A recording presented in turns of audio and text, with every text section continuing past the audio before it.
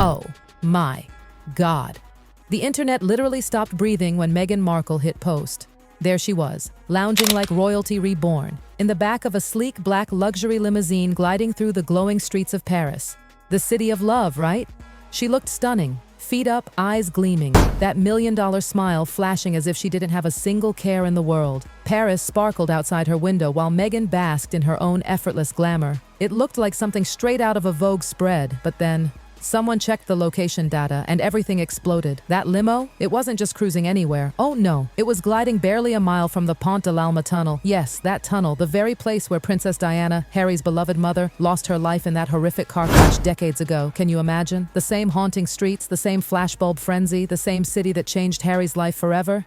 And Meghan was there, posing, smiling, recording content for the world to see. The backlash was instant and brutal. Social media detonated in minutes. Royal watchers, casual fans, even die-hard Meghan defenders, everyone froze. Comments flooded in faster than anyone could refresh. How could she? Does she even realize what that location means? And the cruelest sting of all, the woman who called herself the new Diana, posting a glamour video right where Diana's story ended. People couldn't believe it. The same Meghan who built her brand around compassion, trauma, and healing, now casually posing near sacred ground. But honey, that was just what the world saw. Behind closed doors, the real explosion was just beginning. According to people very close to the Sussex inner circle, the second Harry saw that video, he froze, pale as a ghost, hands trembling. The look on his face? Pure devastation. He couldn't believe what he was seeing. His wife, the woman he'd left everything for, smiling and filming just steps away from the tunnel where his mother's life ended in tragedy. The same streets he spent years avoiding, haunted by flashes, sirens, and screams that still echo in his dreams. And now they were the backdrop for Meghan's latest post. Sources say Harry's voice shook as he demanded, "How could this happen? How could you not see what that place means to me?" He wasn't angry at first, he was shattered. It was disbelief turning into heartbreak, and then into rage. Witnesses, and yes, there were witnesses, claim Montecito saw a storm that night. The quiet, reserved prince who'd always kept his cool, gone. In his place, a man at his breaking point. Reports say his voice echoed through the mansion. "How could you? Did you even think of me? Did it mean nothing?" He kept repeating the same gut-punch question. How could the woman I love and the one I gave everything for be so careless about the place where my mother died?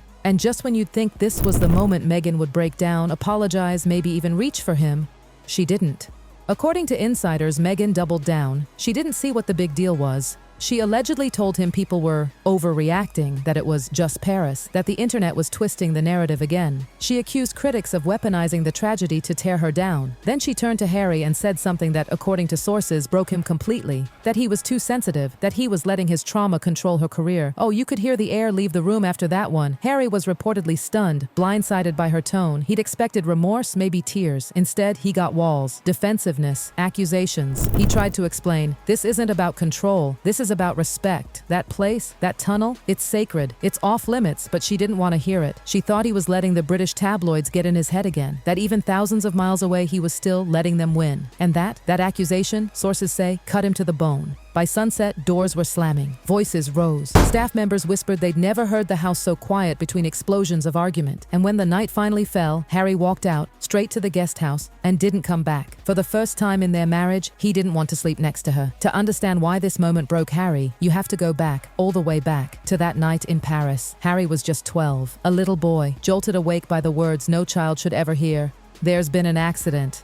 And before he could even process what that meant, she was gone. His mother, the one person who made him feel safe, adored, understood, dead because of the flashing cameras that hounded her every move. He's spoken about it, the trauma, the nightmares, the guilt that never leaves, how he walked behind her coffin while millions of eyes watched. How he hated every camera lens aimed at him, knowing those same lenses chased her to her death. And now, after all those years, after therapy, after running across oceans to escape that pain, his wife, posts a video smiling through those same streets. Sources say he felt betrayed on a level words can't touch. Because Harry's entire adult life has been about fighting that legacy. He sued the press, spoken in courts, fought to protect Meghan from the same fate. He said it over and over. He couldn't live through another Diana tragedy. So when Meghan posted that Paris video, insiders whisper it wasn't just tone deaf. It felt like the ultimate betrayal. He's been fighting to protect her from the spotlight that killed his mother, and now she's chasing that spotlight herself, in the same city, in the same blinding light. For Harry, that wasn't just careless. It was unforgivable. So, picture this. The Montecito mansion in complete silence after hours of chaos. The sun has set, the air is thick, and the staff don't dare breathe too loud. Harry's holed up in the guest house, pacing, replaying that video in his head over and over again. Meghan, on the other side of the property, is furious too, but for completely different reasons. Sources say she's not crying, not apologizing. No, she's angry that people twisted the story. She feels like once again the world is out to destroy her. But here's the thing. This time, even her usual supporters can't find an excuse. Because that tunnel, it's not just a piece of pavement, it's a grave marker. A scar etched into British history, into Harry's soul. Everyone knows what it means, and somehow Meghan missed it. And the internet? Oh, it went nuclear. Comments like, she's literally 1 mile from where Diana died. How is this even real? This isn't empowerment, it's cruelty. How can she compare herself to Diana and then disrespect her memory like this? It was like the entire world had the same stunned reaction. And the cruel irony, the twist that made everyone's jaw drop, is that Meghan has always tied herself to Diana's image. The jewelry, the interviews, the emotional comparisons, even the poses in photos. She's built her brand around being Diana 2.0. But when it mattered most, when sensitivity should have guided her, it was nowhere to be found. And Harry, poor Harry, was watching the woman he adored become the face of the one thing he swore to protect his mother's memory from: exploitation. The glamour gamble that backfired now. Here's where the story gets even juicier. According to Hollywood insiders, this Paris video wasn't some random off-the-cuff post. Oh no, this was planned. Apparently, Meghan's PR team had been crafting a massive rebrand. She wanted to step away from the controversial royal exile vibe and lean into global lifestyle icon. Think luxury, empowerment, champagne breakfasts, couture looks, the whole effortless, rich girl Paris fantasy.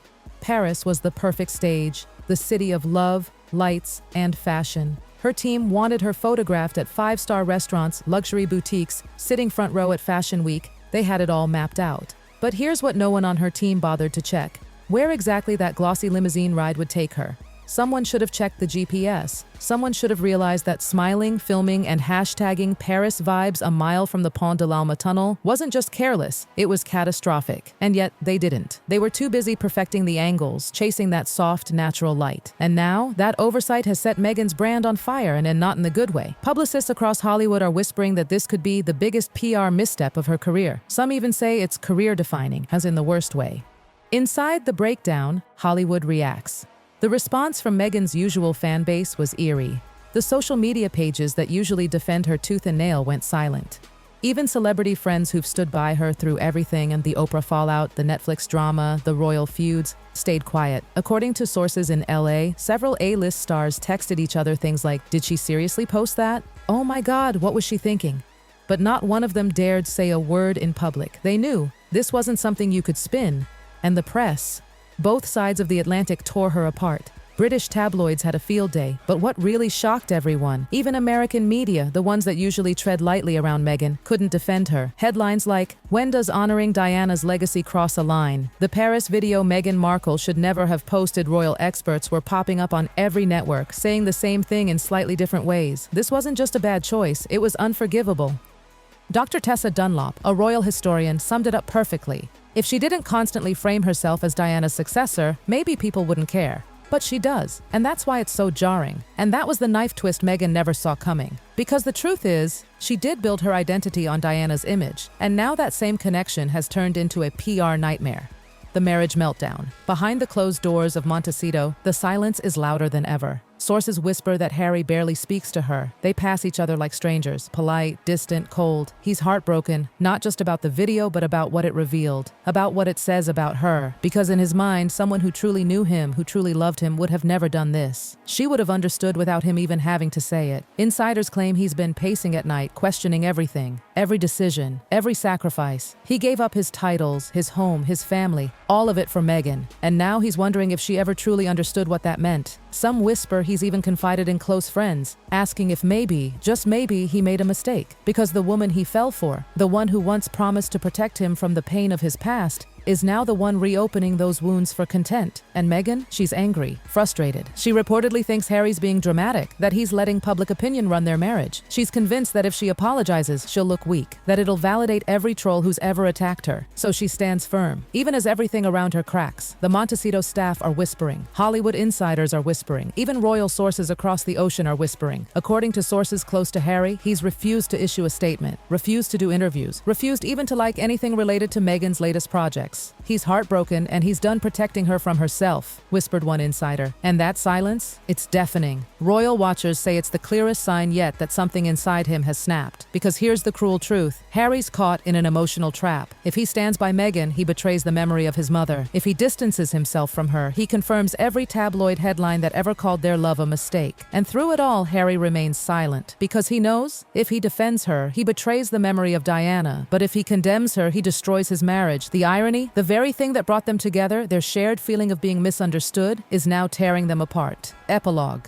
The question everyone's asking. So here we are, a prince without peace, a duchess without direction, and a marriage hanging by a thread. The Paris video was supposed to mark Meghan's glamorous rebirth. Instead, it's ignited her biggest crisis yet, a personal, public, and emotional implosion. The whispers won't stop. Is this the end of the Sussex story? Is Harry finally realizing what the world has seen for years? And most chilling of all, what would Diana think of the woman her son chose? The world's waiting, watching, and refreshing their feeds, because whatever happens next, one thing's certain, the fairy tale isn't golden anymore. It's cracked, messy, and heartbreakingly human. And as one insider put it perfectly, Paris was supposed to be the city of love, but for Harry and Meghan, it became the city of endings.